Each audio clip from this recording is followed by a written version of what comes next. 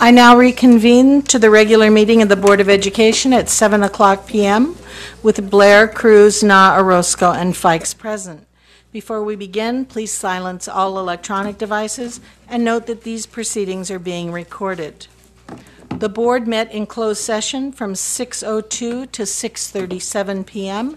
regarding conference with legal counsel, existing and anticipated litigation, public employee discipline, dismissal, release, public employee appointment, junior high school and high school assistant principals, coordinator teacher support, and director human resources. The board took action to appoint Tatum Burns, assistant principal, Cal Aero K-8, effective September 21st, 2018, by a unanimous vote of 5-0. No further action was taken that required public disclosure. Mr. Don Jones, the principal from Woodcrest Junior High School, would you please lead us in the Pledge of Allegiance?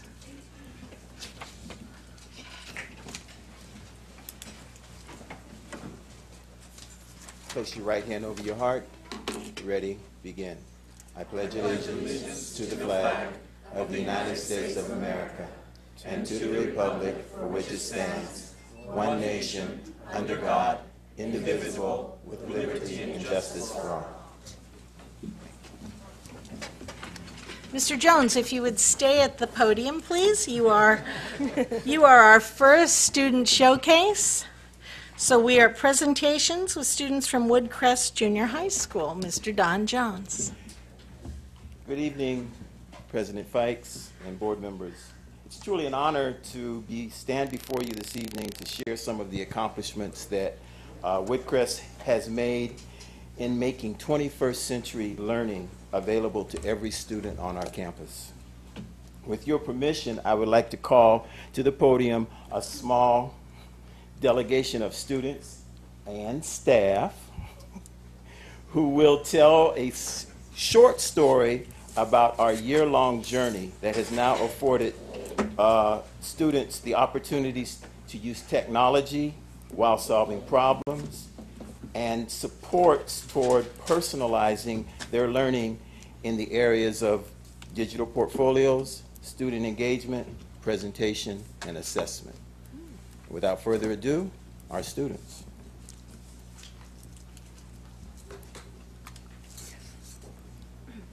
Good evening, President Fikes, board members, Dr. Enfield, and everyone in attendance at tonight's meeting. My name is Natalie Villanueva. And I am Aaron Mercado. As 8th grade members of the Woodcrest ASB, we would like to share with you the year-long process our school has gone through to expose all students to state-of-the-art technology and an outstanding 21st century learning environment. The 4 district technology trainers who are recognized by Microsoft as Microsoft Innovative Educator Experts offer every school site their services of providing training in Office 365 and other 21st century learning software programs. These 4 trainers are among only 32 in California who have received this great achievement of being MIE experts. As certified MIE experts, they made it possible for the entire Woodcrest teaching staff to go through series of Microsoft trainings and have supported our staff with ongoing personalized learning opportunities. All of our staff, including teachers, instructional coaches, counselors, and administrators, receive training and have become certified Microsoft Innovative Educators. Here is our proud staff with their Microsoft Innovative Educator certificates. The implementation site-wide of what our staff learned opened the way for Woodcrest to meet with the Education Division of the Microsoft Corporation, and these meetings made it possible for our campus to be nominated and awarded the honor of being named a Microsoft Showcase School. This is Microsoft's highest recognition for a school, and we are very proud of it. The certificate of recognition reads, Woodcrest Junior High School has been awarded this Microsoft in Education certificate in recognition of membership in the Showcase School program. We became one of only 40 schools in the nation to receive this high honor. And only one of 4 schools within the state of California. We would like to give special thanks to our superintendent, Dr. Norm Enfield, for his vision and support of 21st century learning for our district. This was truly a collaborative effort of Woodcrest teachers, school administrators, and district personnel. With our staff's extensive training, 21st century learning skills are now commonplace at grade level, department level, and content level PLCs.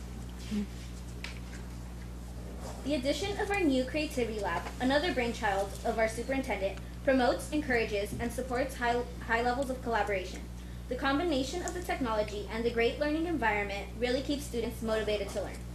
Here are more pictures of students engaging in the 4 C's in the Creativity Lab. Our new laptops have digital inking capabilities, which makes the learning experience with technology seamless. One teacher states, as soon as we are one-to-one, I would love to do everything through OneNote and an online class notebook. Students would be able to ink their notes on top of PowerPoints, articles, really anything, and then access them from anywhere.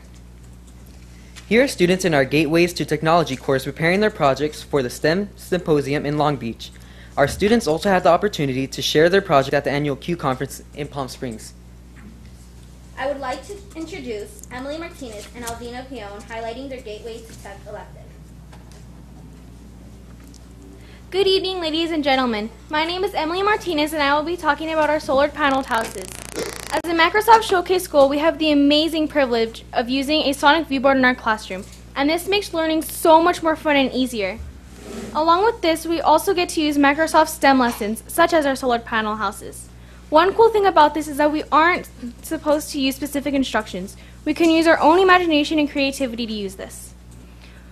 The first thing my partner and I did was get a box of cardboard and mold it into the house you see here. The second thing was to get a lot of paint on it to really make this special. The final thing was to get a DC motor onto this project and find a way to make our project pop. So we decided to make a spinning sun, as you can see here. One thing I've really learned while making this project is collaboration, creativity, and listening skills are very important. Thank you. I'd like to bring forward Sergio, my classmate. Hello, I'm Sergio Sokolaniwa. Please enjoy watching a short video highlighting our solar panel houses. In my gateway to tech elective class at Microsoft, I can STEM solar houses We can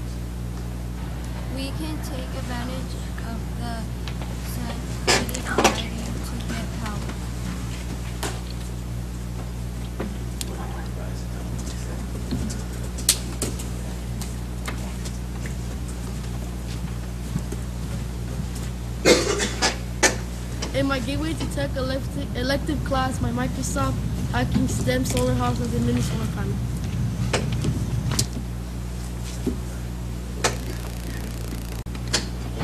We can take advantage of the sun heating and lighting to get power.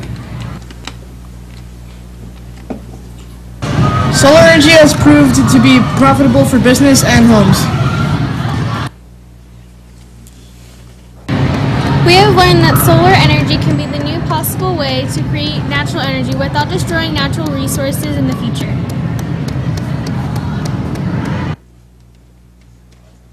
My classmate Ovina Pion will explain another STEAM project. We can take advantage. Solar energy has proved to be profitable for business and homes. We have learned Not all at once. Now everybody wants to talk. But they're loud now. Yeah. In my Gateways to Tech elective class, one of the projects I worked on with my partner Isabella was a JPL zipline. My favorite part was retesting the CUP satellite to land on the target. During this project, I learned talking to my partner was important so we know what we are doing and how to get our design finished faster. I can't wait to design more projects. Thank you.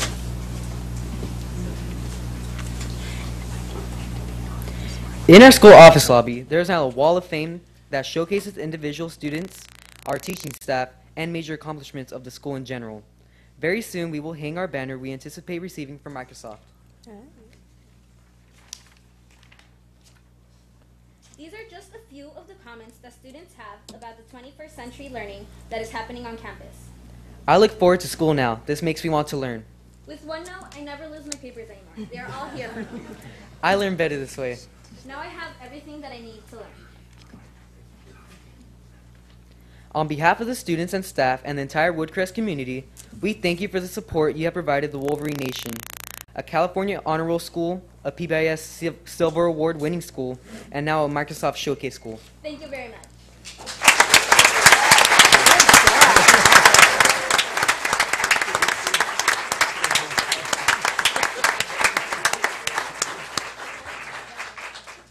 Mr. Na? Wow, what an awesome presentation.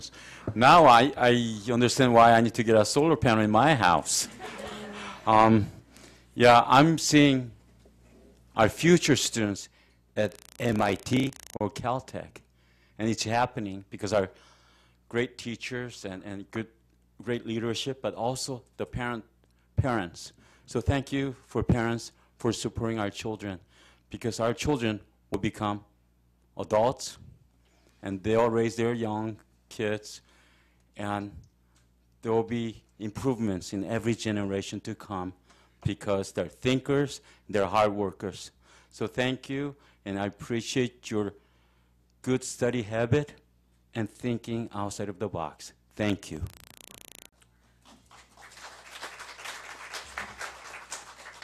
Mrs. Orozco?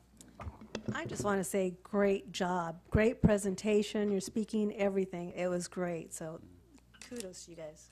Great job. Mr. Cruz? That was excellent job. Great job.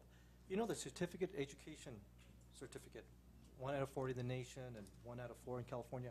What did that consist of? I mean, there must have been parts to get the certificate.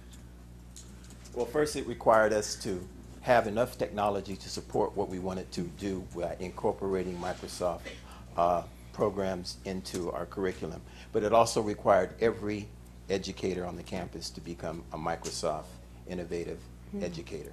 And once that took place, we were only looking to become a Microsoft school. Then they wanted to interview us. They interviewed us again. Next thing we know, they wanted us to be a Microsoft Showcase school. Wow.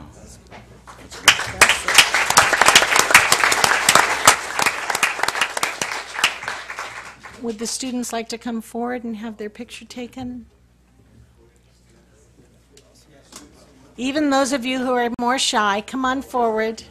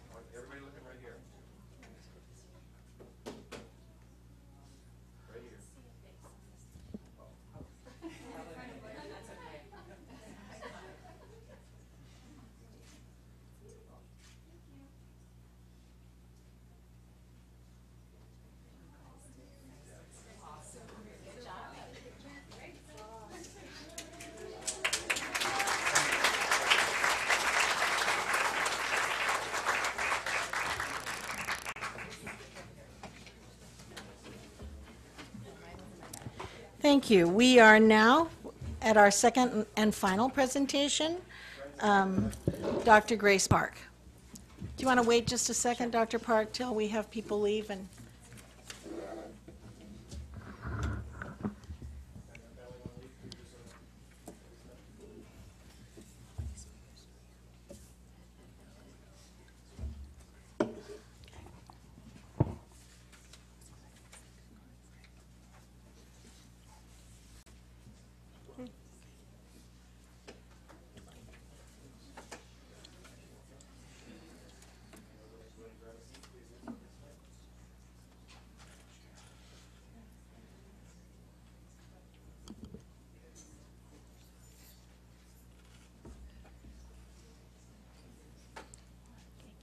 Madam President, members of the board, Superintendent Enfield, Cabinet, and community.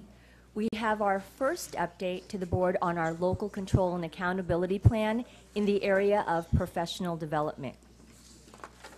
Through our LCAP, we've been able to allocate site PD level funds for school sites to offer PD to meet their individual needs, but we've also been able to offer district PD to meet the larger needs of our staff.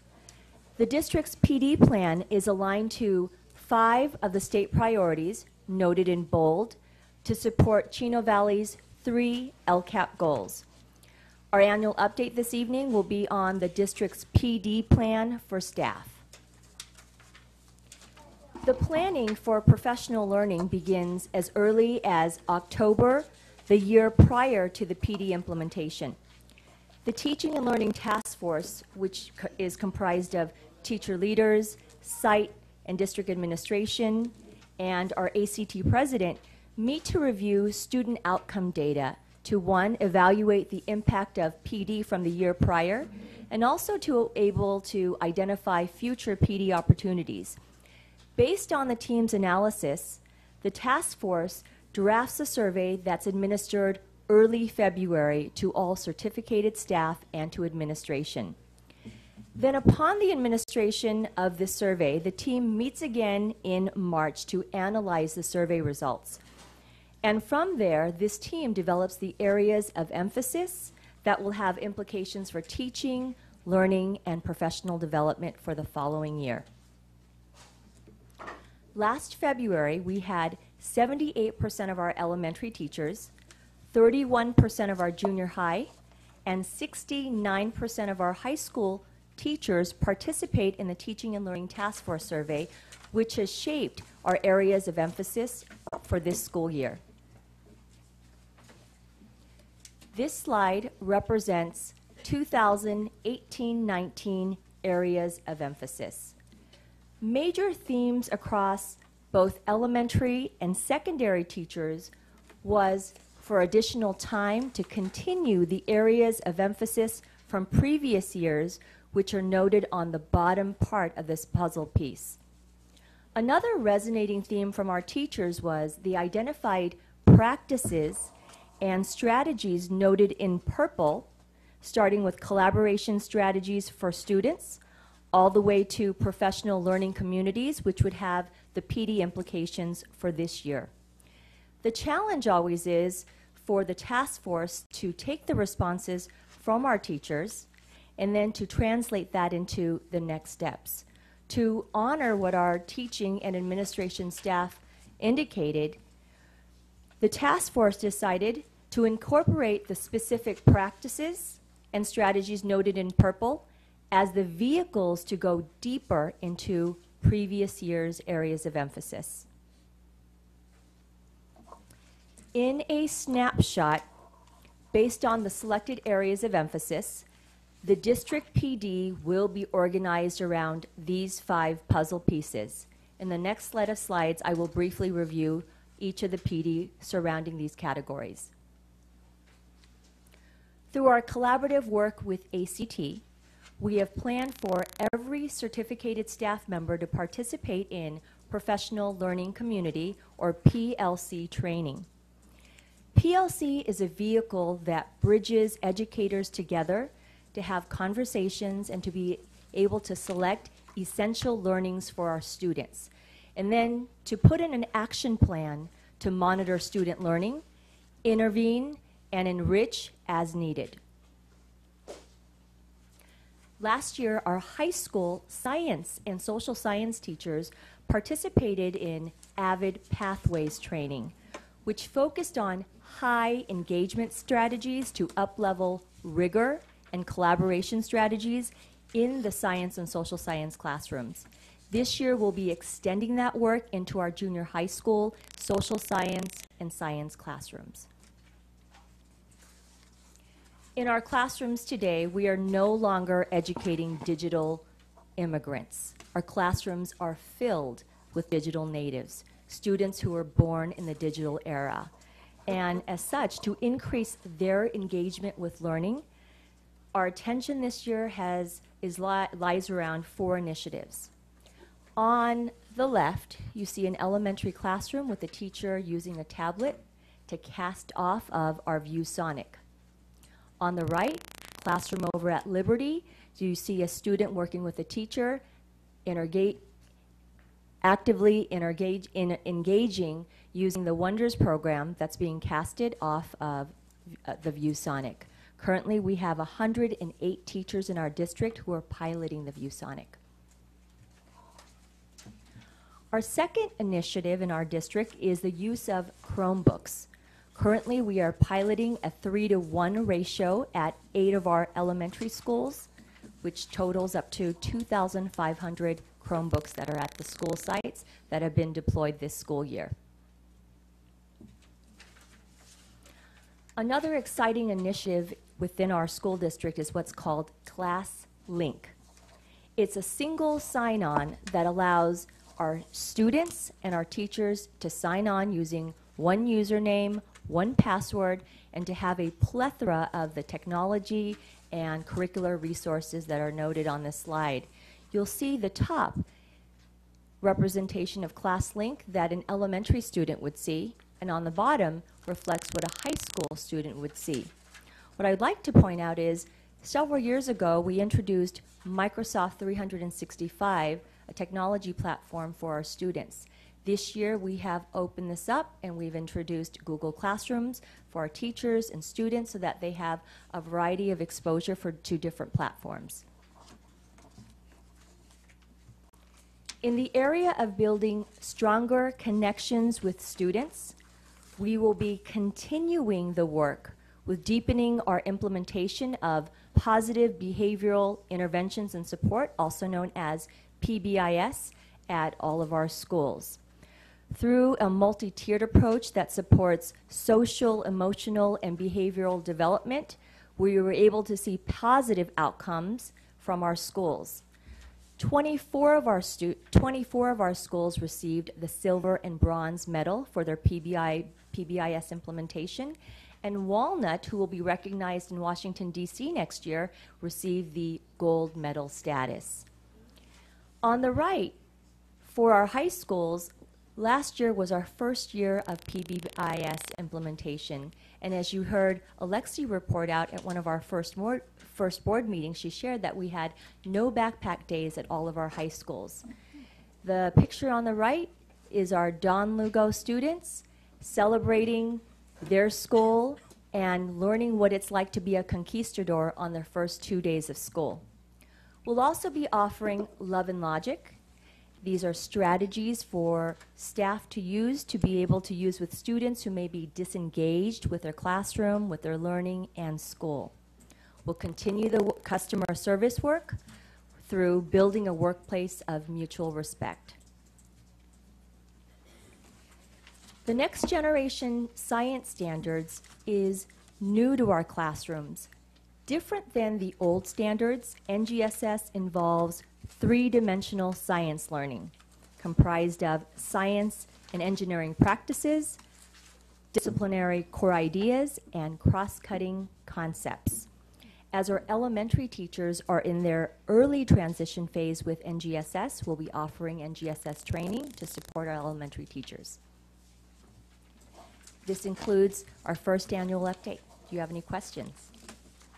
Mrs. Blair. Can you share what it took for each of the school sites, well, just each of the levels? What does it take to receive the silver, and then what did it take Walnut to achieve the gold? I'd like to invite up Dr. Johnson, who can articulately share the different varieties of levels. Thank you. Good evening. Okay, in terms of the levels, a gold would require 70% implementation of Tier 1 supports and services with a Tier 2 implementation, which is serving students with more individual needs, so 2 tiers of 70%. So Walnut achieved that. Silver would be a 70% implementation of Tier 1, and 19 schools achieved that. And then bronze would be a 40% implementation of Tier 1 in supports. So pretty impressive.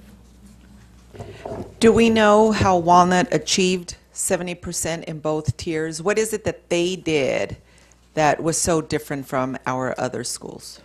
Do we know? It was the administration and the teachers and the dedication to move beyond our rollout. So they, went for additional training. They really pushed forward with Tier 1 supports and working with more individual students with counseling and other sorts of services. And I think it was just a combined effort of the staff there and the admin, and as well as our intervention counselor assigned there. Commitment from everyone. Yes. Awesome. Amazing. Thank you. Mr. Cruz. Yeah, Dr. Park. The word that's popping in my mind is there was hardcore collaboration occurring with this thing. And when you look at the Teaching Learning Task Force, which was helping setting up priorities, and then you also have the LCAP priorities, and then on top of that you have the professional development that is following these priorities. Is that correct? That's correct. So we always begin with the larger LCAP goals, which are the board priorities, and with the input of our stakeholders, we put in plans to support the board priorities and Chino Valley LCAP goals. And collaboration, everybody had a part of this, and I just feel it was teacher-driven.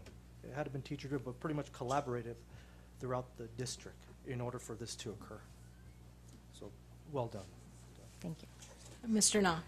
Yeah, I'm looking at number 4, building stronger connection with students. And that's an awesome agenda because without making a true connection with our students, it's hard to build a trust. I still hear some of worries from our parents about Common Core math. So I think we need to still focus on that. But building connections with students is very important, not only from our teachers, but from our admin point of view too. So thank you. Yes. No other questions except from me, Dr. Park. You talked about the 3-to-1 ratio at 8 elementary schools. How were the schools selected for those that were participating? We looked at a combination of things. One, we wanted to make sure that there was a staff who would be receptive to the possible pilot. Mm-hmm. We also took a look at the age of the gadgets that were at that existing school. We also took a look at school interest. And so with the collaboration of Luke Hackney, our Director of Elementary Curriculum and Instruction, along with Maggie Button, our Director of Technology and Information Services, together, collectively, they came up with a pilot. Okay, and are there plans to roll it out at other schools or to try to replicate it at other elementary schools? Yes, Okay. there are future plans to increase the pilot. So then my question about the ViewSonic is much the same. We have 108 teachers piloting the ViewSonic. That's and correct. So how were they selected, or how did they self-select to be part of that pilot? I will invite up Maggie Button and Dr. Freed, or Dr. Freed, who will be able to share this Okay. information.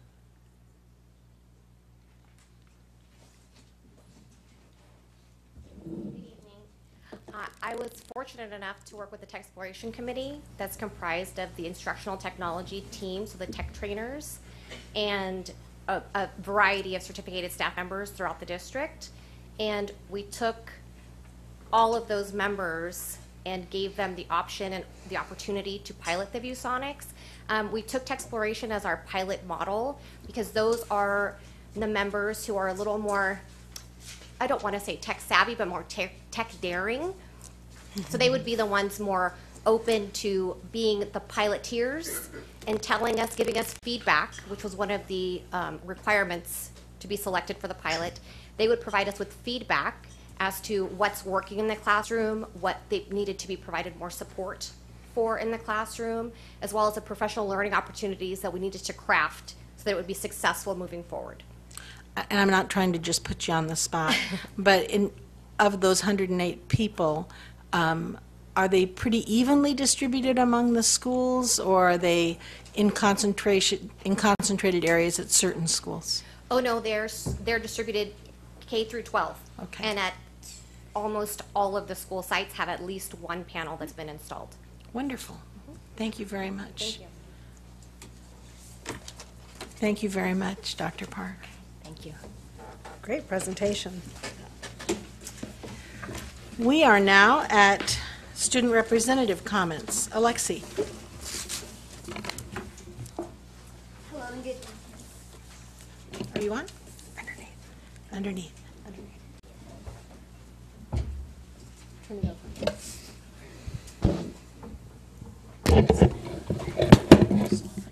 There we go. Hello and good evening, everyone. Homecoming season is upon us. The high schools are currently preparing for their upcoming festivities and events, including the homecoming dance and game. As of right now, the Student Advisory Council has no updates, but we are all very excited for our upcoming virtual meeting on October 2nd. I am looking forward to sharing the activities and projects we will be working on. Thank you. Thank you. We are now at comments from employee representatives. Danny Hernandez, CSEA President.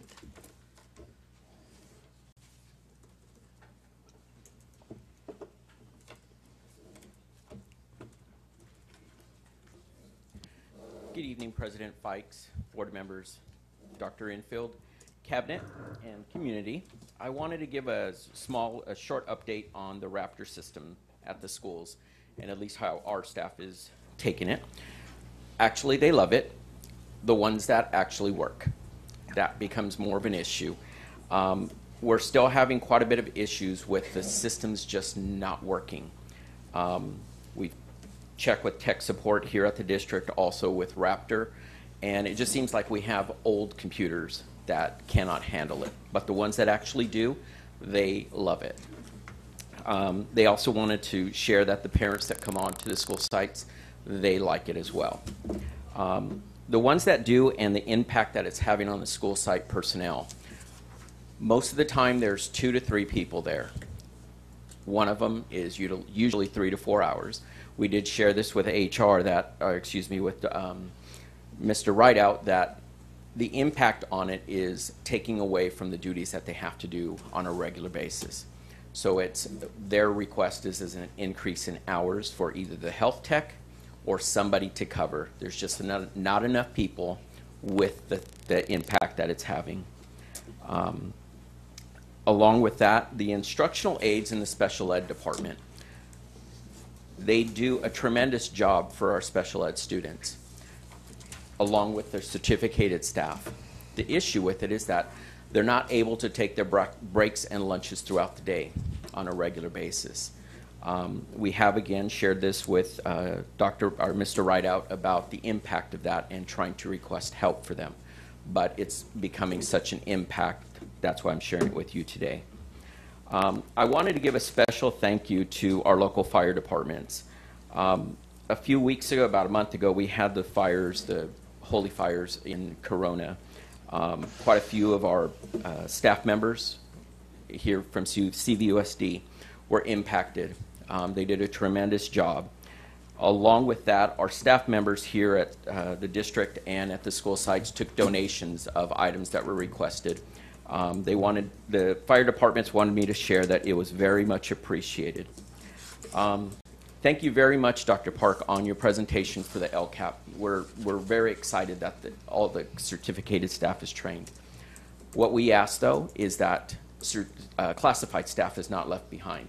We know that we've had customer service training, which again was great, but there's a lot more staff members that didn't go to the customer service training, the instructional aides, the kitchen staff. They were all left out. Maybe some sort of training, but we do very much appreciate that the professional development within CVUSD is taking off. Thank you very much. Thank you.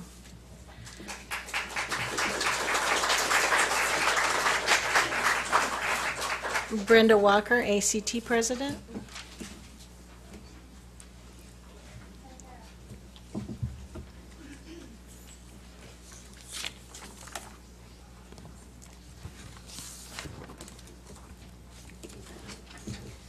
Good evening, President Fikes, board members, Superintendent Enfield, District Cabinet, CVUSD families, members of the Chino Valley community, and guests.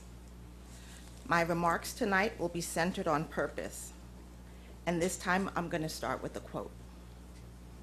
I want to thank a fellow educator who posted this very popular quote, which I feel is very timely. Dr. Martin Luther King Jr. said, "Our lives begin to end the day we become silent about the things that matter. Our students matter. The employees of our district matter. Our families matter. And what we say to our students, employees, and families matter." You will no doubt hear from many people tonight who will voice their concerns on issues that matter, and so I will add my voice. Not as an individual, but as the elected representative of the 1,400 teachers, nurses, school psychologists, speech pathologists, and counselors that I represent. As individuals in our association, we won't always agree on every issue, problem, or concern that our district faces, but there is one thing that we agree on. We agree that we work day and night to give the best of ourselves to our students. We'd expect nothing less from our Board of Education. I won't enter into a debate on sex education curriculum for our students. There is no debate. Parents can opt their students out. But I will say this: for anyone to suggest that the teachers of our district would teach anything that would be damaging to our students is shameful. It's just wrong. And it just doesn't seem like enough to apologize for inflammatory language that offends others over and over. The Board of Education for our district must uphold the duties of their position objectively. The Board of Education for our district must not discriminate against any person or group, and the Board of Education for our district must make sound decisions based on facts. So I ask some members of the board, what is your purpose? Shouldn't it be to focus on being a positive role model for every member of the CVUSD community, ensuring that no one person or group feels ignored, rejected, or marginalized? I implore you to take a look at how recent remarks from the dais have affected our community. Our students deserve better. We all deserve better. Thank you.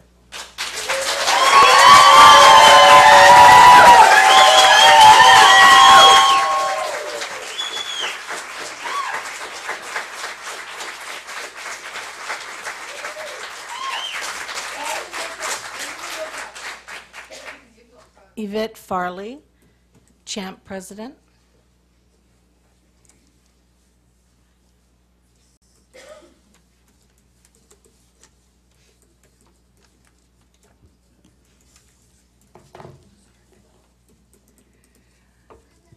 Good evening, President Vice, Superintendent Enfield, board members, cabinet. I'd like to begin to thank you for acknowledging the Week of the Administrators, which will be October 8th through the 14th. To kind of give you a snapshot of what our administrators have been doing in the last 6 weeks of school. They have had a back-to-school night.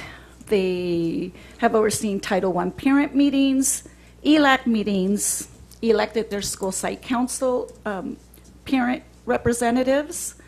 They've supported teachers at our PLC trainings, worked collaboratively with their sites to develop SMART goals, are in the process of writing their school plan for student achievement. They've analyzed data. They've instructed and established interventions for students. They've been on playgrounds. They've served as custodial, noon ground supervisors, cafeteria workers. They've worn all hats at all sites. So to have a week of acknowledgement, I think, is well-deserved. Also, I would like to bring out some information with regards to AXA. We have our AXA Leadership Summit November 8th through the 10th in San Diego. Our Women in School Leadership, September 26th through the 28th at Newport Beach.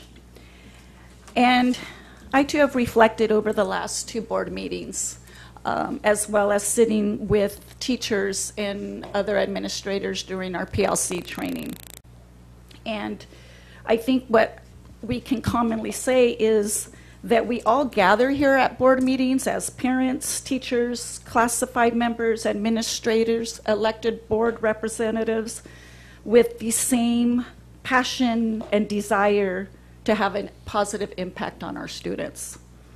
You see, great learning comes from both education and experience.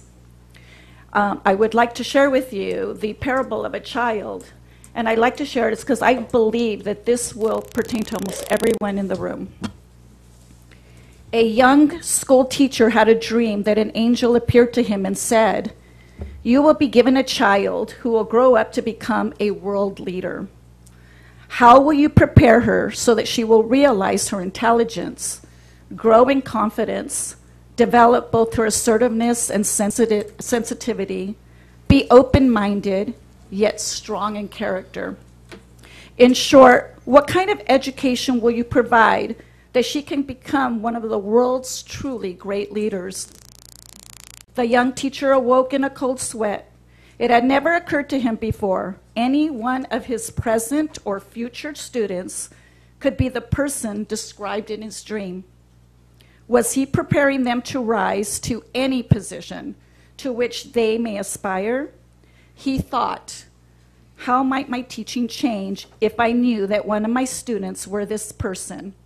He gradually began to formulate a plan in his mind. This student would need experience as well as instruction. She would need to know how to solve problems of various kinds. She would need to grow in character as well as knowledge. She would need self-assurance as well as the ability to listen well and work with others. She would need to understand and appreciate the past, yet feel optimistic about the future. She would need to know the value of lifelong learning in order to keep up in a curious and active mind.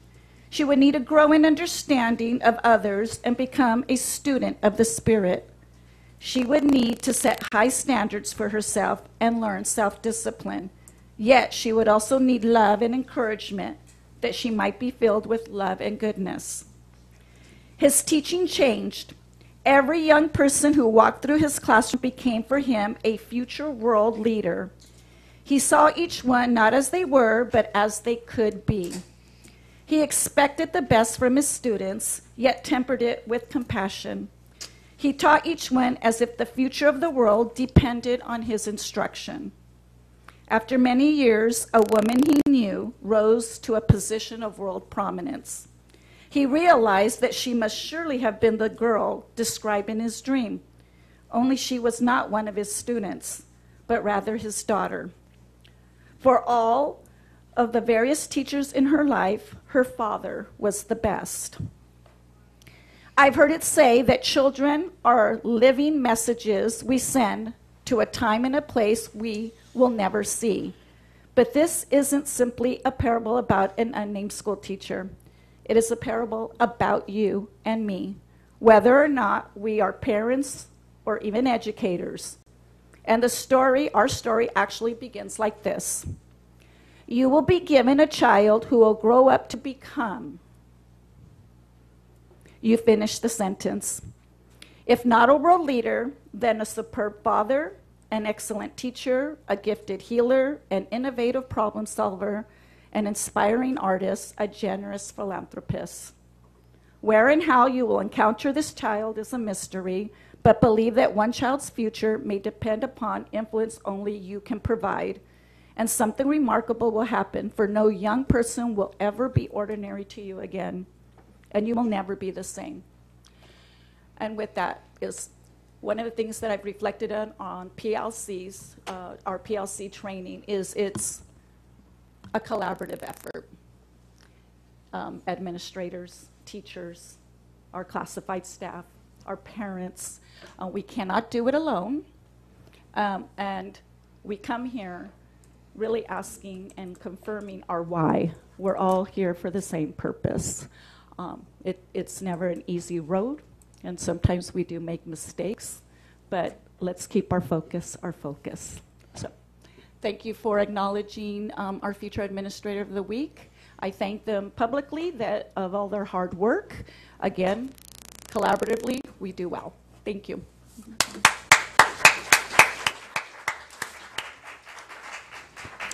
We are now at Community Liaison Communications.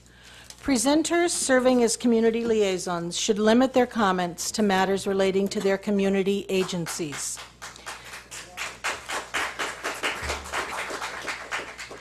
If you would like to comment on agenda items or non-agenda items that are of general interest, we would appreciate it if you would complete a speaker card, as all other community members do.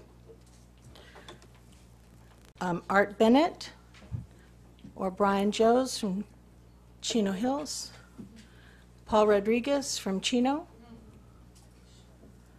Mike Krieger from the Fire Board. Any other community representatives? Is Suzette here? No? So no community members tonight.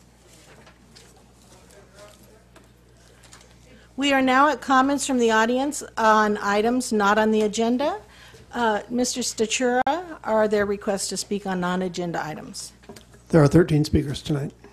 Thank you. Speakers will be called in the order the request was received. Please listen for your name and be prepared to approach the podium.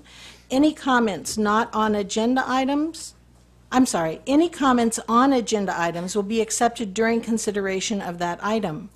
Once the board has commenced deliberations on an issue, speaker cards will not be accepted. The board's very interested in your comments, but please bear in mind that the board typically does not respond to comments during this time on the agenda, as it is reserved specifically for public comments. Individual members may respond during board comments at the end. Mrs. Blair, will you please explain the light system? Speakers, you have 3 minutes in which to make your comments. Please begin your comments at the green light. The yellow light indicates you have 30 seconds in which to complete your comments. The red light indicates your time is over. And before you begin your comments, please adjust the microphone as necessary so that you may be clearly heard. And audience members, please refrain from making comments while speakers are at the podium.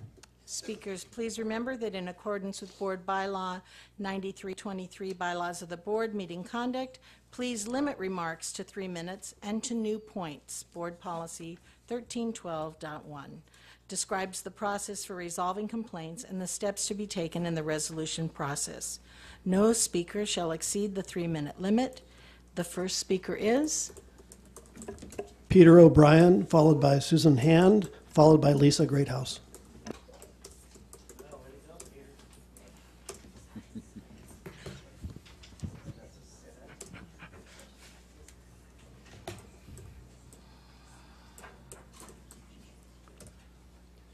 Good evening, Superintendent Enfield, President Fikes, board members, cabinet and community. My name is Peter O'Brien and I'm the parent of a Chino Valley Unified School District student. I'm here to strenuously object to Andrew Cruz's remarks at the September 6, 2018 board meeting. That I'm still doing this after 3 years is astounding. That Mr. Cruz is still expounding on his bizarre and offensive beliefs is, however, simply beyond comprehension. I was moved to address my first board meeting in August 2015 after Mr. Cruz's controversial address at the July meeting. For those who don't remember, his remarks were delivered in a free-form rant, weaponized with the language of homophobia, sexism, bigotry, anti-immigrant sentiment, and some very strange conspiracy theories, all soaked in a marinade of evangelical Christian concern. It had no place in a public school board meeting, and Mr. Cruz should have resigned in shame. Instead, he made an unconvincing apology and escaped further censure. I wasn't at the board meeting of September 6th, but I was astounded to find out that Mr. Cruz was at it again, this time fighting the faux threats of erosion of gender in our society, abortion and sex education for our kids, no doubt at the behest of Pastor Jack Hibbs from Calvary Chapel of Chino Hills, who has made these issues something of a personal hobby horse. If that wasn't bad enough, the crowning moment of the evening came when Mr. Cruz said, and I quote, "You know, Hitler with Germany, it wasn't Hitler that was bad, it was the people who followed the laws and the agenda," unquote. Yes, he actually went there in a supremely clumsy attempt to encourage the embrace of local control of education policy. Once again, such remarks have no place on a school board meeting or at any sort of meeting for that matter. 6 days later, Mr. Cruz issued an apology, which he may or may not have written. What is important to know about the apology is that it was tardy, inadequate, and, considering his past offences, insincere. When one considers such a record of offensive, bizarre, and irrelevant statements from Mr. Cruz, one can only conclude that he has no place on our school board, and I would urge him to resign immediately. Thank you.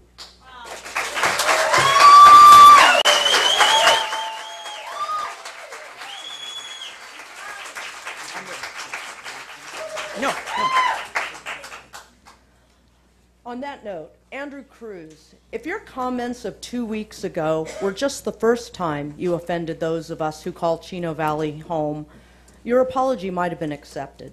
But this was just one of many times. You have spoken at board meetings about what you believe a family is, to the exclusion of many. You have pushed your religious views on others, costing this school district in excess of $300,000. Money that should be spent for the education of the students of CVUSD. And then, 2 weeks ago, you had the nerve to state that Hitler wasn't a bad guy. I have entire branches of my family tree that were wiped out by Hitler and the Nazis, so I beg to differ.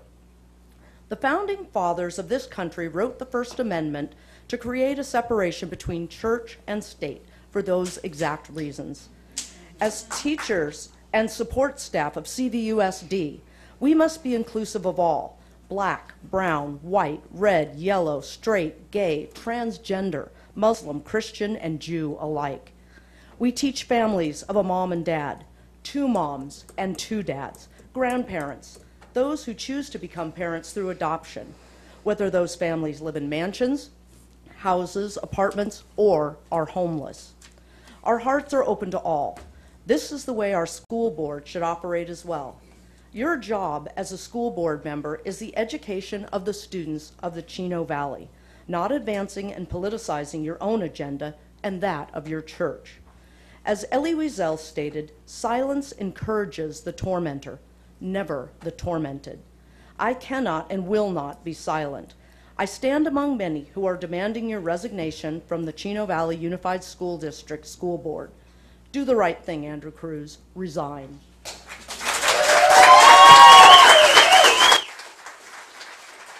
Lisa Greathouse, followed by Elizabeth Velarde, followed by Frankie V. Well, Mr. Cruz, I have to hand it to you. You sure know how to get publicity for our school district. Unfortunately, it's the kind of publicity that has people from other school districts, not only in California, but around the country, shaking their heads and wondering what is wrong with the Chino Valley Unified School Board. The answer is pretty clear. We have a board member who is unfit for office. When you said at the September 6th board meeting, quote, "It wasn't Hitler that was bad," unquote, and compared those who follow state education policy to Nazis, your scripted apology a few days later did not undo the hurt you caused.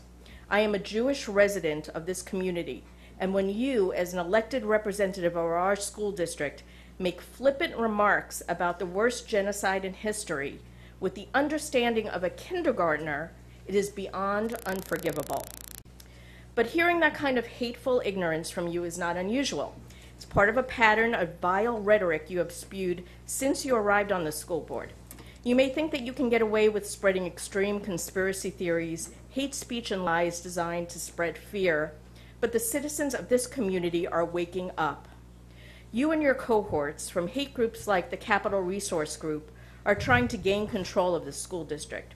You and James Nah invited them to invade our community, to rile people up and spread fear and disgust aimed at students and families who are different, whether they're gay, transgender, or even if they don't pray to the same God as you or don't believe in God at all. Sure, let's teach our children to be frightened and ostracize others who are not like them. Let's teach them how to discriminate. Let's show them exactly what bullying is and how it's done. Gee, that's not what I thought it means to be Christian. I sure hope the children of this district aren't watching whatever it is that you and James Na are practicing. Board members take an oath to, quote, hold the education of students above any partisan principle, group interest, or personal interest. Since you have shown time and again that you are unable to do that, I suggest you step down from the board immediately and perhaps join Karen England and lobby our state legislators to change policy that doesn't adhere to your extreme views. Or better yet, if you believe that you have a better way to educate local youth, why don't you do what so many have done before you and open a private school? That way we can finally elect a functional school board that isn't an embarrassment to this community. Thank you.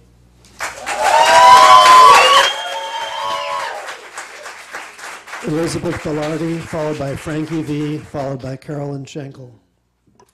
I could say ditto. Mr. Cruz specifically, I am Mrs. Elizabeth Velarde. On September 6, 2018, Mr. Cruz, you proclaimed your quote about Hitler. Despite your politically motivated apology, your comment is unacceptable. Every credible contemporary historian cites Hitler as the mastermind of the Holocaust. Your verbal mistakes and twisted interpretation of history is hurting the city of Chino. After you utter the words, and you should be sweating, I resign. After you do that, stop talking. So Chino can heal its national and local reputation. I am a Chino resident. I am a Chino High graduate. I attended Magnolia and Los Serranos Elementary. I am a seasoned, grateful California high school teacher. Proud. Your documented, recorded comments for the September 6th meeting are highly offensive. Upon research, I discovered you make a deplorable habit of discriminatory remarks. I'm angry, and so should the rest of this board be. Mr. Cruz, you stated common sense tells the sermon tells the direction of this country, so we have to get parental rights. This is what you said. If there's policies that tell us not to, forget that. End quote. Andrew Cruz, comprehensive sex education is not policy, it is the law. State Ed Code, sections 51930 through 51939. Do not encourage lawlessness. It is irreverent and it is unpatriotic. You are embarrassing when you spew bigoted, discriminatory rants about social issues. A description of some of your worst remarks. You said same-sex marriage is wrong. I say same-sex marriage is legal, whether you and your church like it or not. You said immigrants spread infectious diseases. I say all people, citizens, the newly immigrated, unvaccinated children spread infectious diseases. You say mandatory vaccinations are un-American. I say childhood immunizations are one of the crown achievements in public health over the past century. You said the Confederate flag is being unfairly targeted. I say that flag is a reflection of the great treason of the South and its secession from the Union in defense of slavery and racial bias. Thank you.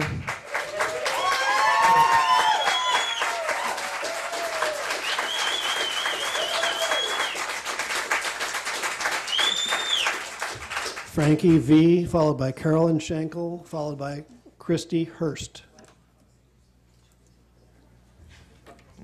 Good evening, board and superintendent. My name is Frankie, and I am a 7th grader. The past 2 years, I have participated in a family life class. Family life taught me many things about how my body will change and what to expect.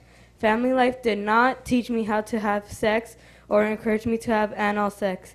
Before leaving elementary school, I noticed that the nurse's office bathroom now has a machine that provides maxi pads. Family life is necessary for both boys and girls in 5th grade and 6th grade. If schools do not provide this information, we will learn about sex from friends and social media. Do not believe that the lies supported by religious groups. If they are so worried about their own children, they can always enroll in private school. Thank you for your time.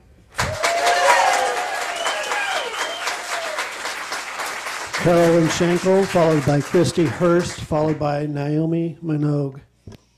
Hi, Mrs. Fuchs and Mr. Elfeld and this board. I want to let everybody know that Andrew Cruz has always stood up for righteousness. And though you make fun, you attack, you lie, it's okay because we know this community is all behind Andrew Cruz. He actually got elected and Excuse we me, stand for could him. we stop? Sure. I just would like to remind the audience that we will be respectful of all speakers. Could you restart her? Would you like to start over? Yes, sure will. Okay. Thank you very much. I appreciate that. But I just wanted to support Andrew and what he stands up for righteousness. But I don't understand why we can't forgive. Has anyone here been perfect? Does anyone here talk perfectly that they don't put their foot in their mouth once in a while? Well, that happens to all of us, right? Well, think about it. Andrew Cruz made a statement, apology statement, to the news, to the media, to you all. Well, I forgive him, just like my Lord forgives me. It says Colossians 3:13, bear with each other and forgive one another. If any of you have a grievance against someone, forgive as the Lord has forgiven you. Now, you combine Karen England and what's happening. Well, you know what? This community cares about these students. And we're going to stand up for righteousness, and we are going to support James now. We're going to support Andrew Cruz. We're going to support Sylvia. We're going to support Mr. Infill and Mrs. Blair, regardless of different opinions. We're not going to hate. We're going to work together. Just like the new curriculum, the teachers, family support. We're all an example. And everybody's watching us. If we act like fools, what are the students going to be looking at? Because they watch this. Parents watch this. Community watch this. But you know what? We're going to stand up for righteousness, and we support Andrew Cruz. We stand behind him. We stand behind this board. Thank you. Christy Hurst, followed by Naomi Minogue, followed by Veronica Minogue.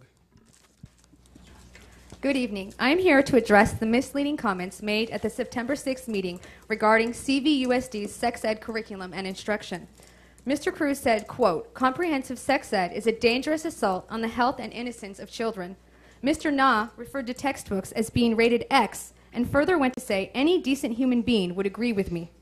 Neither of you ever clarified what curriculum you were referring to, but I'm sure many listeners assumed you were talking about the curriculum used here in the CVUSD. I am a graduate of this district and now a parent of children in this district, and I also spent 12 years from 2003 to 2015 as a teacher for this district at 3 different sites. I taught family life to 5th and 6th grade boys and girls separately, and I was also a high school health teacher for 3 years where I taught comprehensive sex ed.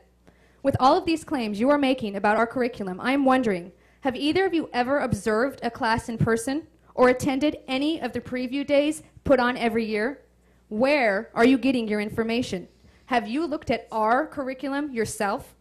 I am very familiar with our curriculum. I had my eyes on it using it for 12 years. I have never seen anything that would be considered X-rated in our curriculum. If any teacher showed X-rated materials, we could lose our jobs and our teaching credentials. Not to mention, we want what is best for kids, and we know X-rated is not appropriate for kids. If you were referring to possible future textbooks, I want to clarify that textbooks are not simply handed to the district to use. There's a whole process involving teachers previewing them, and the school board then must approve those textbooks. Why are you even bringing up future potential books that are not even in use? It seems to me that you are using scare tactics and attempting to frighten parents about sex ed. Additionally, I want to address Mr. Cruz citing the American College of Pediatrics in what seemed to be an attempt to mislead the audience about the American Academy of Pediatrics, two very different organizations. The American College of Pediatrics is a group made up of 500 members and is listed as a hate group for pushing anti-LGBT junk science. The American Academy of Pediatrics, on the other hand, is made up of over 67,000 members worldwide. I would like to share their most current recommendations regarding comprehensive sex education. Formal sexuality education in schools that includes instruction about healthy sexual decision-making and STI HIV prevention can improve the health and well-being of adolescents and young adults. If comprehensive sexuality education programs are offered in the schools, positive outcomes can occur, including delay in the initiation and reduction in the frequency of sexual intercourse, a reduction in the number of sexual partners, and an increase in condom use.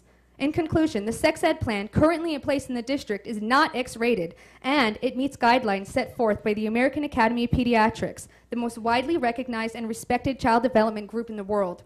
I would appreciate it if Mr. Cruz and Mr. Na would do more to learn about the actual... Thank you.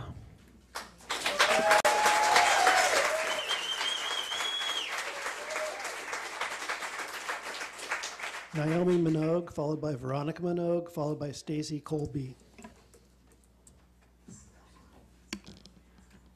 Good evening. First, I need to thank the local CVUSD families who are here tonight. Thank you for being here. I will be handing out to each board member a full version of the letter I'm about to read to formally notify you of serious and continued violations of board policy and bylaws by board member Andrew Cruz.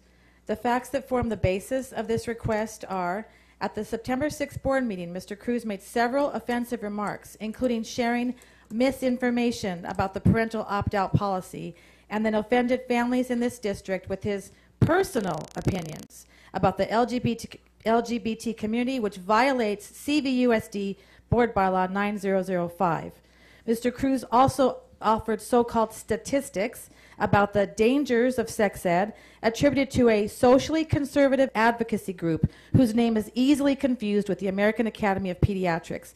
Using such misleading information is outright deception and in violation of CVUSD Board Bylaw 9005. And at the July 16, 2015 board meeting, Mr. Cruz went on a 9-minute rant that included that racism had nothing to do with the South Carolina mass shooting, a defense of the Confederate flag, a condemnation of same-sex marriage, insistence that children should be raised only by their biological parents, that illegal immigrants are bringing infectious diseases, and that mandatory vaccinations should be outlawed. All of this is in clear violation of the CVUSD Board Bylaw 9005. While board members have the right to disagree and engage in debate, that right has limits, as each member is part of a unit of authority over the district. When acting within their official capacities, board members must adhere to their responsibilities to respect differences of perspectives among staff, students, parents, and the community, act with integrity, and keep the district focused on education. Mr. Cruz's obvious advocacy of his own personal bias is in clear violation of board policy BB 9200A, which reads, board members shall hold the education of students above any partisan principle, group interest, or personal interest. Mr. Cruz's statements are extreme and divisive and undermine the work of this school board. His behavior remains unchecked and rampant. As such, we are putting this board on notice. Any member unable to uphold his or her oath and act responsibly should resign immediately. Thank you.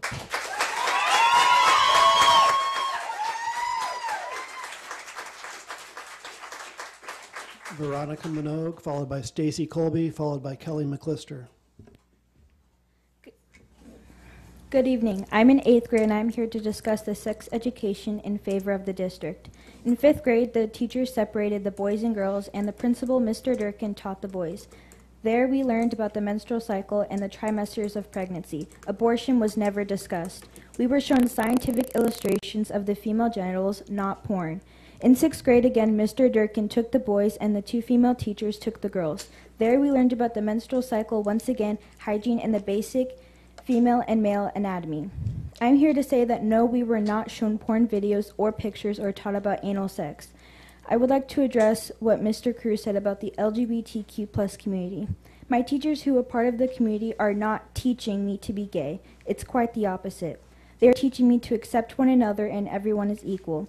Whether you want to accept it or not, this community of teachers and students exist in our district. You made them feel invalid with your comments. They deserve a school board member who accepts them and treats them with value and dignity as they deserve, just as the heterosexual students and teachers. Thank you.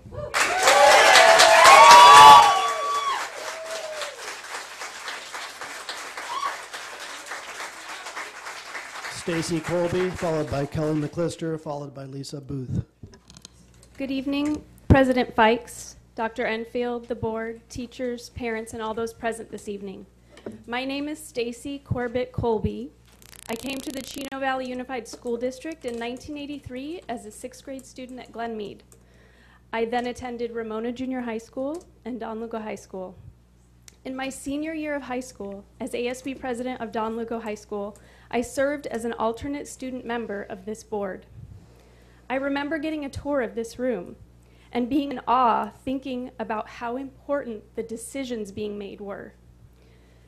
When I was in college and studying to become a teacher, I returned to Chino Valley to complete my observation hours at Lytle and Walnut Elementary Schools.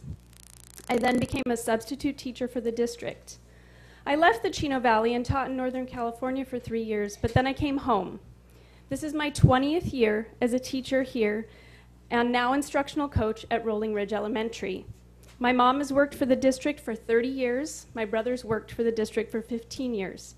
I am telling you all of this so that you know how invested I am in this school district. I believe in the greatness that we can accomplish.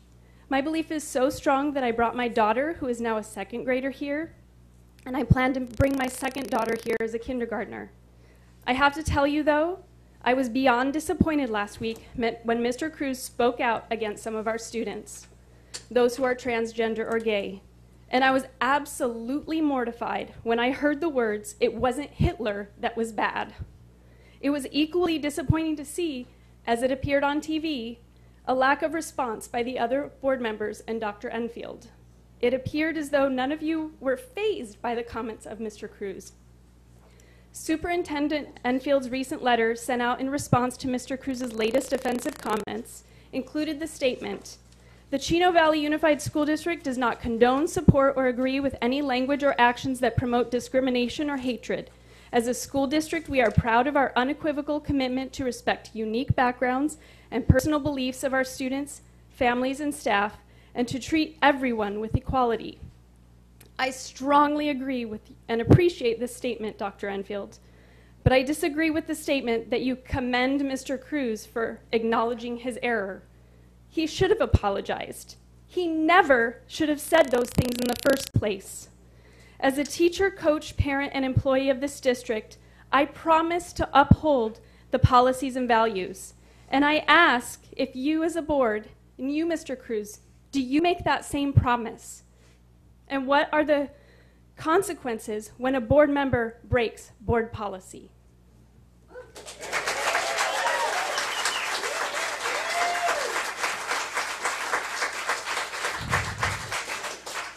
Kelly McClister, followed by Lisa Booth, followed by Jennifer McDermott. It is always the loudest, most arrogant voices that are trying to hide the truth beneath the din of their own pompous voices. The truth you were trying to hide, Mr. Na and Mr. Cruz, is that parents do have the ability and the right to opt out of sex education.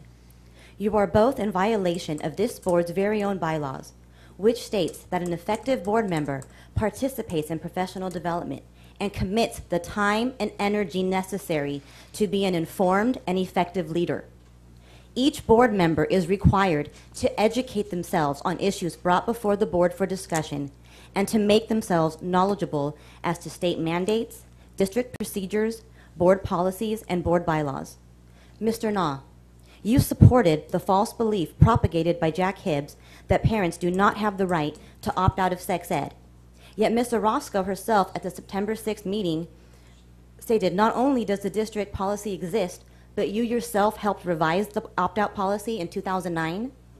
Either you are derelict in your duty and have no knowledge of the very district policy you in fact helped write, or you intentionally and deliberately misled parents to fan the flames of hysteria and push your religious agenda. Neither option is acceptable, and parents in this district will no longer stand for it. Mr. Cruz, you also pushed this false narrative that parents cannot opt out, and you further advocated for the board to violate state educational policies. The whole nation knows how you attempted to justify that by telling everyone in attendance at the September 6th meeting that it wasn't Hitler who was bad. Your views are so convoluted, and you were so desperate in your attempts to impose your narrow and erroneous views, you went further than even I thought possible. You defended Hitler. Our children deserve better. Neither of you are capable of putting the education of all children in the district over your own partisan opinions. Do the honorable thing, resign, help this district save face and save its reputation. Thank you.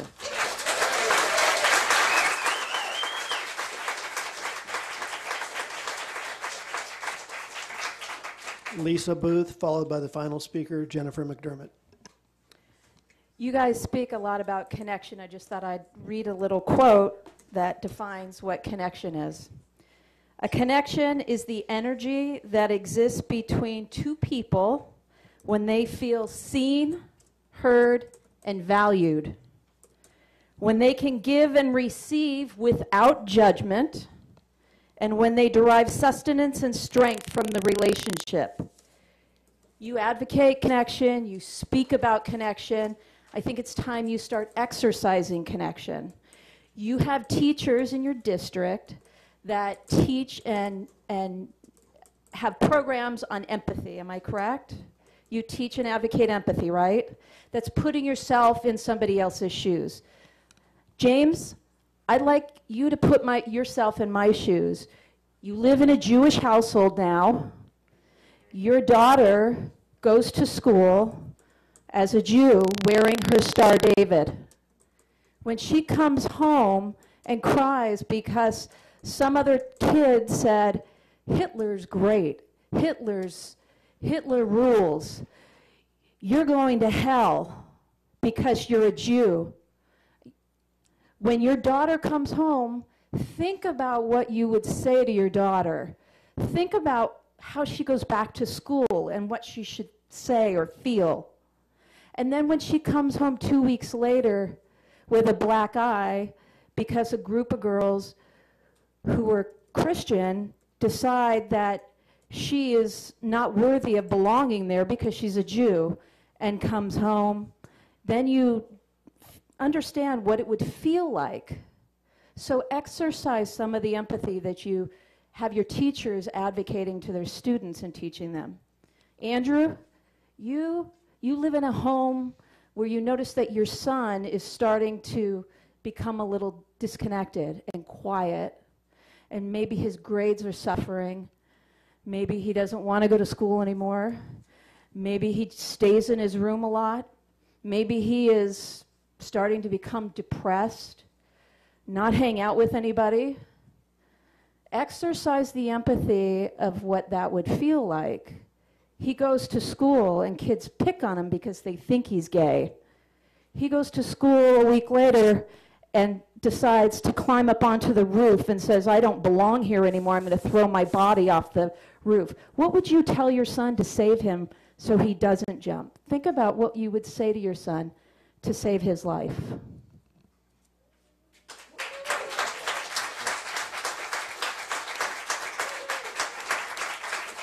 Jennifer McDermott.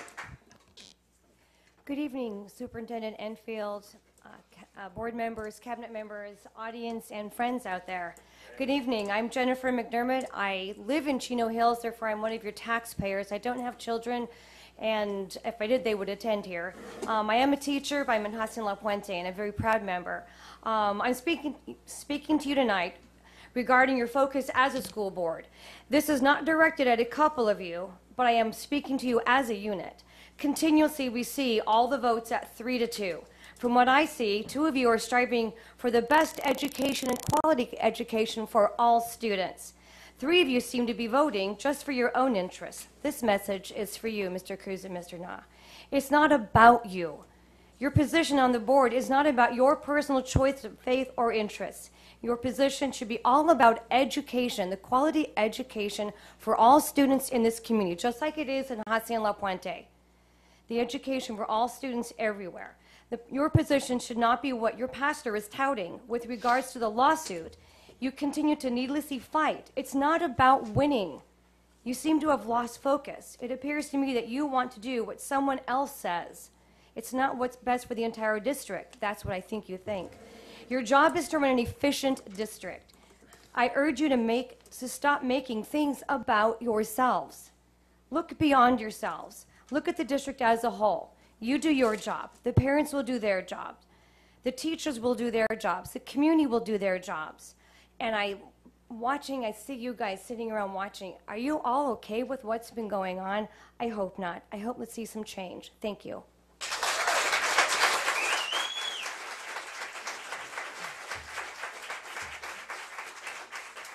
This concludes public comments. We're now at changes and deletions. Dr. Enfield, are you aware of any changes or deletions? No, I'm aware of that. Mr. Stachura, no? No changes or deletions? Okay. Thank you. So now we are at consent. Mr. Stachura, are there any speakers for the consent items? There are no speakers. Thank you. Board members, do you have any polls? Mrs. Orozco? None. Mr. Cruz? No polls. Mrs. Blair? Yes. Which item? 2D3, page 86. Mr. Na? I have no polls. And no, I have no polls. For the remainder of the consent items, may I have a motion? So moved. Mr. Na, seconded by? Second. Mrs. Blair? All in favor? Aye. Opposed? Preferential? Aye. The motion passes with a vote of 5-0. So, Mrs. Blair, 2D3, page 86. So move. Second. Thank you. This is resolution 2018/2019-19, Week of the School Administrator. Leadership matters for California's public school system. It should matter here at CVUSD as well. I think we should have included that in there. And the future of its public education system depends greatly upon the quality of its leadership. To that end, the state of California has declared October 8th through the 14th, 2018, as the Week of the School Administrator. Our resolution states as follows. Whereas leadership matters for California's public education system and the more than 6 million students it serves. Whereas school administrators are passionate, lifelong learners who believe in the value of quality public education. Whereas the title school administrator is a broad term used to define many education leadership posts. Superintendents, assistant superintendents, principals, assistant principals, special education and adult education leaders, curriculum and assessment leaders, school business officials, classified education leaders, and other district employees are considered administrators. Whereas providing quality service for student success is paramount for the profession. Whereas most school administrators began their careers as teachers. The average administrator has served in public education for more than a decade. Most of California's superintendents have served in education for more than 20 years. Such experience is beneficial in their work to effectively and efficiently lead public education and improve student achievement. Whereas public schools operate with lean management systems. Across the nation, public schools employ fewer managers and supervisors than most public and private sector industries, including transportation, food service, manufacturing, utilities, construction, publishing, and public administration. And whereas school leaders depend on a network of support from school communities, fellow administrators, teachers, parents, students, businesses, community members, board trustees, colleges and universities, community and faith-based organizations, elected officials, and district and county staff and resources to promote ongoing student achievement and school success. Whereas research shows great schools are led by great principals and great districts are led by great superintendents. These site leaders are supported by extensive administrative networks throughout the state. Whereas the state of California has declared October 8th through the 14th, 2018 as Week of the School Administrator in Education Code 44015.1, and whereas the future of California's public education system depends upon the quality of its leadership. Now, therefore, be it resolved by the Board of Education of Chino Valley Unified School District that all leaders be commended for the contributions they make to successful student achievement. Approved, passed, and adopted by the Board of Education of Chino Valley Unified School District this 20th day of September 2018. All in favor? Aye. Opposed? Preferential? Aye. The motion passes 5-0. We are now at information items. Are there any questions or comments? Looking for buzzers. Hearing none, we are at board member and superintendent comments. Mrs. Orozco. I have no comments this evening. Mr. Cruz. The only comment I have is the Raptor system, Dr. Enfield. Please check on that with the computers, see if there's issues with the gentleman that brought up the Raptor. Yeah, I have that in my notes. We'll be following up on that. Thank you. That's it. Mrs. Blair.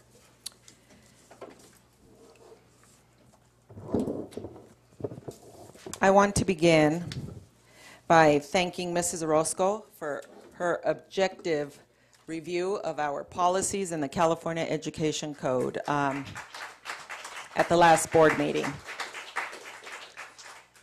We don't always agree. As a matter of fact, 99.99% of the time we don't agree. But we are all about the kids. You are definitely all about the kids, and I have too. We just, sometimes the path that we take isn't the same. But it was refreshing for me to finally have someone on the board that believed that it was appropriate, just like me, to share the facts. There were a lot of scare tactics that were issued. There was a lot of misinformation, and so I was prepared to really go hard, but it was nice that I didn't have to for once, and so I really do appreciate you for that. I want to address the fact that someone said that almost all of us were not fazed by the statements that were made. I don't know if anybody took the time to see, but I was very uncomfortable over here. And most of the time I do sit far away, and I think that time, that meeting, I think my chair was almost off of the dais because I was uncomfortable. Absolutely not in agreement with anything that was said. But we all have a role up here. We all have a position. And I respect Mrs. Fike's position. For those of you that may not know, in 2015, I was board president when Mr. Cruz offended a significant part of the community, including my own, because he spoke about African Americans. And so when he was done, because I also believe that none of us need to be censored. However, if that needs to happen, if we need a policy for that, then that's what we need to move forward to, because I cannot endure another rant like that. I've been enduring it. I have tolerated it. I have gone through it. And I believe everyone has to say their piece. But it's getting to a point where it is just too much. And I still have 2 more years, and I'm not going anywhere for those 2 years. But can I continue to hear that time after time? I just can't. So my silence was not to accept what was being said. My silence was because I value Mrs. Fikes, and it was her position as a chair whether she wanted to comment about what was stated or not. In 2015, I was chair, I was president, and I stated what I felt and what I believed was inappropriate about the statements made. So I just want to clarify, because I think that we owe that to each other, that we respect each other's positions. And so it wasn't for me to say anything or to interrupt, because that is not appropriate. So I wanted to clarify that. I want to say that these two instances are not the only time. I'm glad that the community again has risen. But if you take the time to view videos, this is something that is very common that I have had to deal with and listen for 6 years. It's been a lonely road for 6 years. And so I appreciate you. I appreciate the fact that you are finally paying attention to what is happening in this boardroom, and the fact that there is an election and an opportunity to finally do the right thing for the students, not for me, for the students, because they deserve that. We have to represent every student, gay, straight, black, white, Asian, you know, same-sex household, single-parent household. We are entrusted with that responsibility regardless of our belief. My Christianity has been questioned, that I'm less of a Christian. I've taken that for 6 years, not just by some of the members of this board, but by the church members that come here preaching about Christianity and then tell me I'm not Christian enough. You don't know me, you know, and I don't care that you don't support me. I was reelected without them. But that is not what we should be about, the division. We shouldn't be divisive. And so I just say that I want to thank all of you for finally waking up. You know, we went through it in 2015, and then it just kind of faded away, and we can't let it fade away this time. There is work to be done for November 6th. And I'm going to end with this. We don't need holy wars. What we need is tolerance, acceptance, brotherhood, and simple humanity. Good night.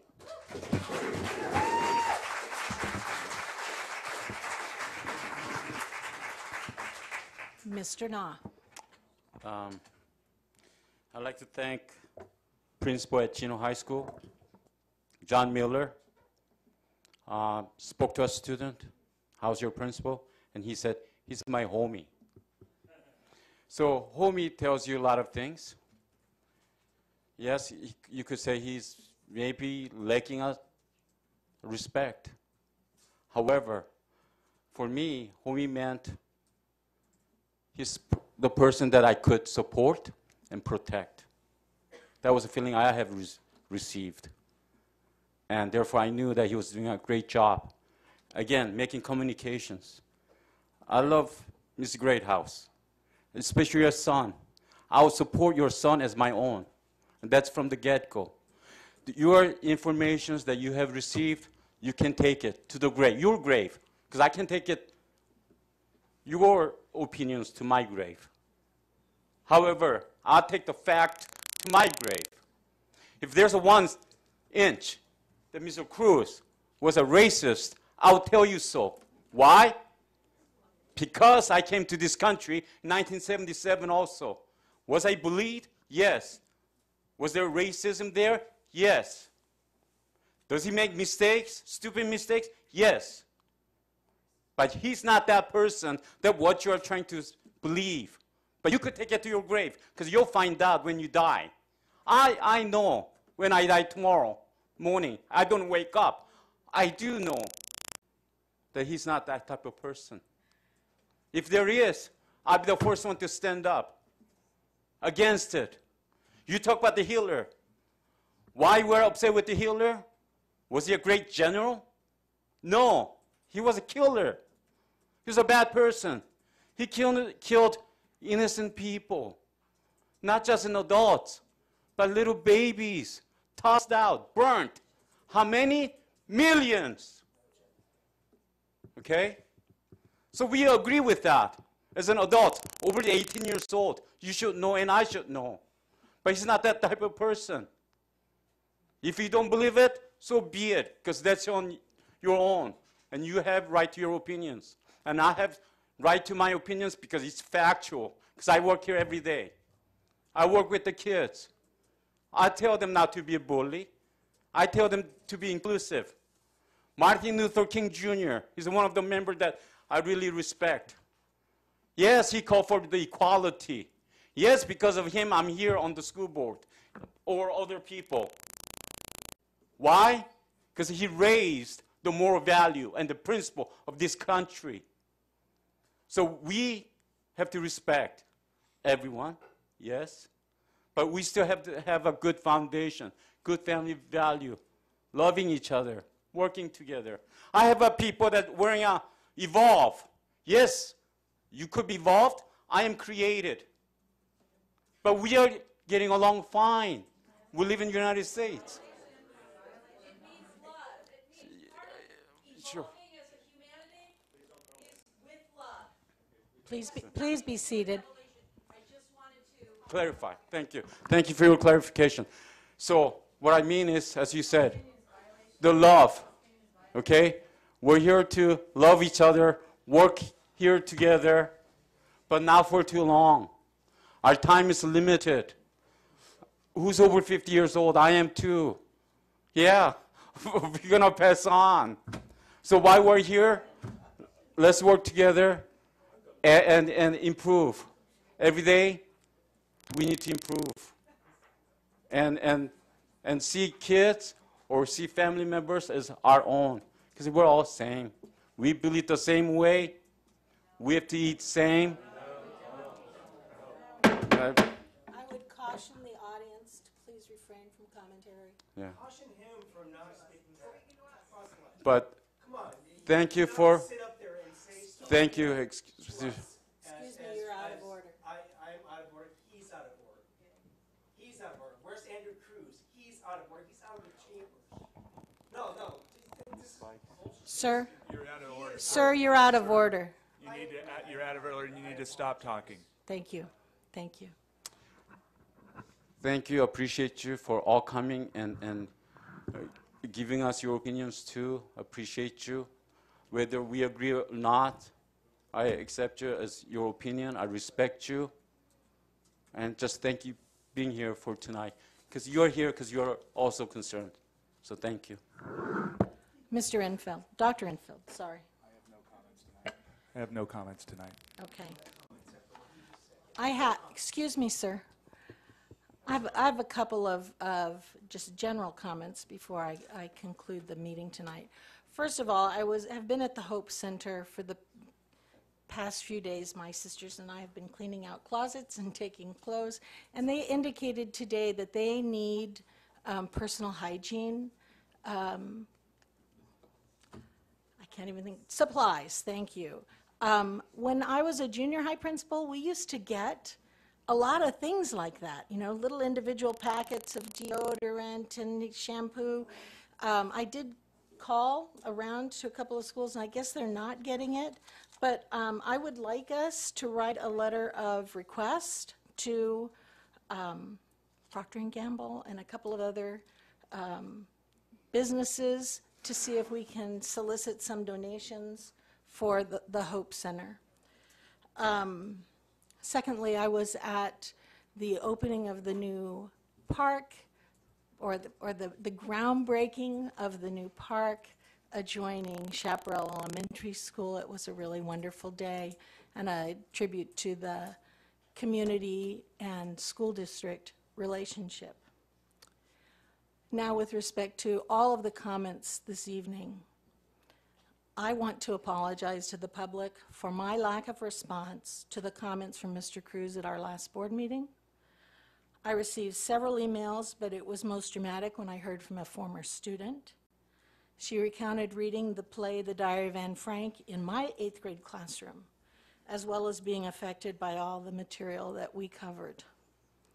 She wrote, "I write to you today, Mrs. Fikes, to express absolute outrage as an alumni of the Chino Valley Unified School District that you and none of your other board members took the moment to reprimand Mr. Cruz for his anti-Semitic remarks at the September 6th, 2018 meeting.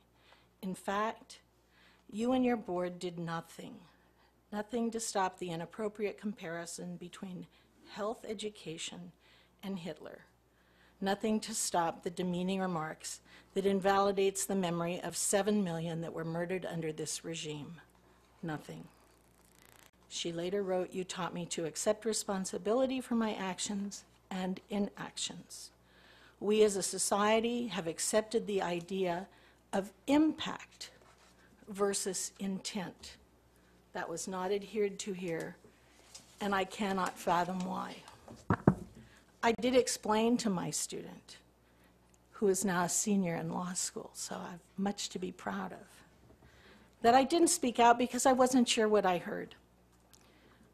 That doesn't excuse not speaking out. I could have asked for clarification, and I didn't. So I'm sorry, truly sorry, because I believe that not condemning those comments at the time was wrong. I'm hopeful that tonight my reaction is clarifying. In my opinion, the comments of Mr. Cruz at our last meeting were unbecoming of a credentialed public school educator and unbecoming of a board member in the Chino Valley Unified School District. I understand that Mr. Cruz has apologized, and that is good. However, it doesn't absolve his responsibility for comments that were obviously prepared in advance. It's not a matter of misspeaking or speaking off the cuff. I do believe he was trying to create an emotionally negative connection between our state health curriculum and Nazi Germany, which is completely unacceptable to me. With that, I adjourn the board meeting at 8:41.